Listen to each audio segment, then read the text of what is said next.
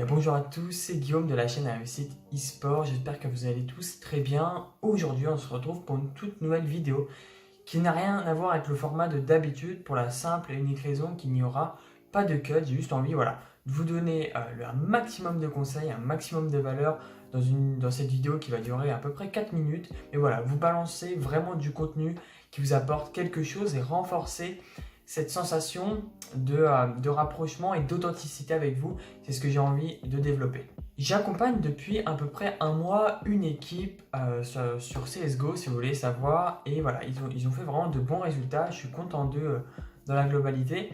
Mais ils ont un point négatif, et c'est ce point que j'ai envie de développer justement dans cette vidéo, c'est qu'ils ont du mal à rentrer dans leur match. Sur un BO3, il leur faut généralement une carte pour qu'ils puissent rentrer donc, dans leur match, et donc du coup, c'est pénalisant, quoi. Si dès le début, tu sais que tu vas pas réussir à être dans ton match et que tu es tout le temps obligé d'être à fond, d'être sur le qui-vive pour être au top, c'est pas la meilleure façon de performer. Alors, le premier conseil que je leur ai donné, c'est tout d'abord de visualiser leur partie. C'est le conseil numéro 1. Visualiser sa game, sa partie. Donc, tu peux très clairement, allez, on va dire 30 minutes, 1 heure avant, commencer à être déjà dans ton match. Alors, visualiser, c'est simple.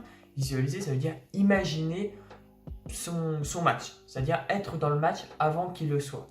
Alors, il y a plusieurs bénéfices.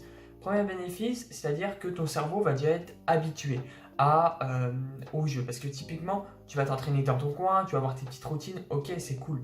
Mais quand tu vas rentrer dans le jeu, tu vas avoir tes coéquipiers qui te parlent, tu vas avoir potentiellement des imprévus.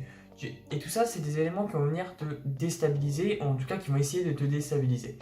L'objectif, grâce à la visualisation, ou en tout cas le fait de s'imaginer le match, c'est déjà d'anticiper ça, déjà se mettre dans son match et éviter que finalement on loupe la première carte parce qu'on n'était pas prêt, mais mentalement son cerveau n'était pas prêt. Donc voilà, ça c'est le premier conseil.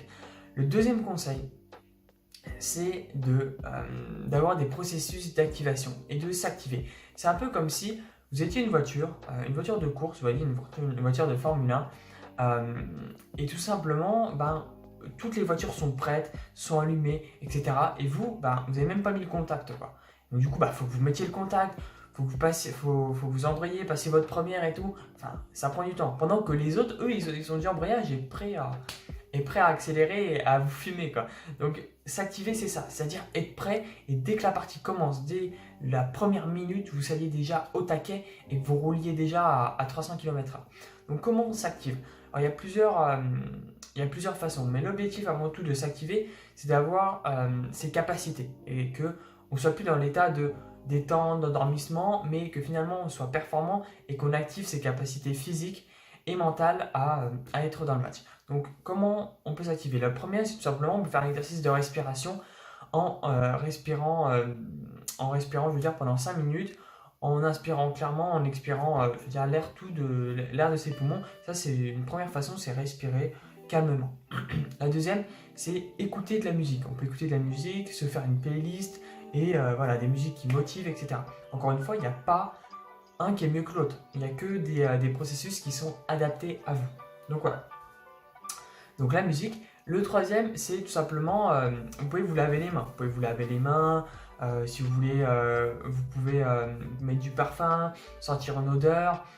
Voilà, donc c'est différentes possibilités. Vous pouvez vous laver les mains, ou en tout cas, je sais que Kenyes, donc du coup le joueur qui joue plus du coup, mais qui jouait chez G2, un des meilleurs snipers au monde sur CSGO, pour ceux qui connaissent, et lui, il me semble qu'il va dans un lavabo avant un match et il se mouille justement les paupières pour se réveiller. Donc vous, ça peut être se laver les mains. Je sais qu'il y a beaucoup de personnes qui aiment bien se laver les mains, avoir les mains propres avant de démarrer un match.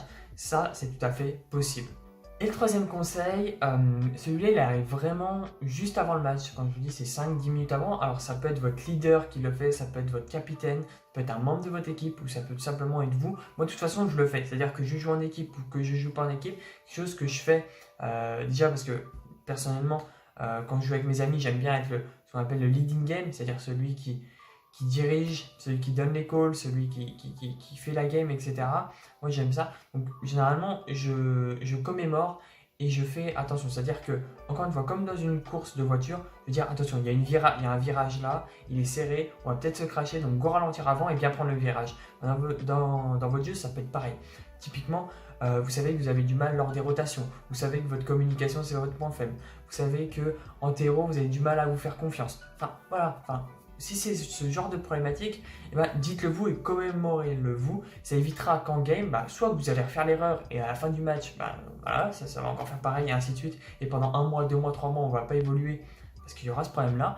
Ou vous le dites avant le match, quelqu'un dit ok les gars, on a go faire attention à ça, ça, ça. Donc ce qui serait bien, c'est le faire pour l'équipe. Donc d'un point de vue macro, dire nous nos problématiques c'est ça, on a peur comme je vous le disais, on ne se fait pas confiance, on ne donne pas notre communication, on n'est pas assez rapide dans les rotations, enfin peu importe. Et sinon à vous-même, c'est-à-dire que typiquement, ok je sais que dès le début de la partie, je suis souvent naïf, donc go pas être naïf et go bien tout regarder. Sinon on peut avoir un deuxième point, typiquement, vous avez peut-être dès le début du match, vous avez du mal à rentrer dans votre match comme je vous le disais et souvent vous communiquez trop, c'est-à-dire que vous êtes là, vous surcommuniquez et c'est hyper toxique parce que voilà, j'ai fait une vidéo d'ailleurs sur cette thématique, pourquoi il était important de bien communiquer, je vous mets la vidéo juste là pour ceux qui veulent aller la regarder. Mais voilà, donc commémorez-vous les choses, ok attention, il faut que je fasse ça, il faut que je fasse attention à ça parce que ouais, c'est vrai que ça a été mes points faibles et ça pourrait me causer défaut. Donc voilà, 3 techniques, 3 conseils pour vous puissiez rentrer correctement dans votre match. Donc je vais les résumer. Premièrement, visualisez votre match, votre partie. Deuxièmement, utilisez un processus d'activation pour s'activer et faire que le moteur tourne à plein régime et que vous n'ayez plus qu'à appuyer sur l'accélérateur et partir. Et la troisième, c'est tout simplement se commémorer ses erreurs, faire attention. Et comme j'aime bien le dire, comme dans une course de voiture, il y a le copilote qui dit attention, virage, etc. Il y a un virage vraiment serré, fais attention, etc. Là, c'est pareil pour vous. Attention, il va falloir que je fasse attention à tel instant dans la game, etc. J'espère que cette vidéo vous aura plu. J'ai complètement changé de format. Vous avez vu qu'il n'y a pas de cut. Vous avez vu que je parle plus naturellement. Donnez-moi tout simplement votre avis. Je sais pas, encore une fois, je teste. Je pense que j'ai pas encore véritablement trouvé le bon format, en tout cas celui qui vous correspond le mieux. Donc je teste et j'ai besoin de votre avis.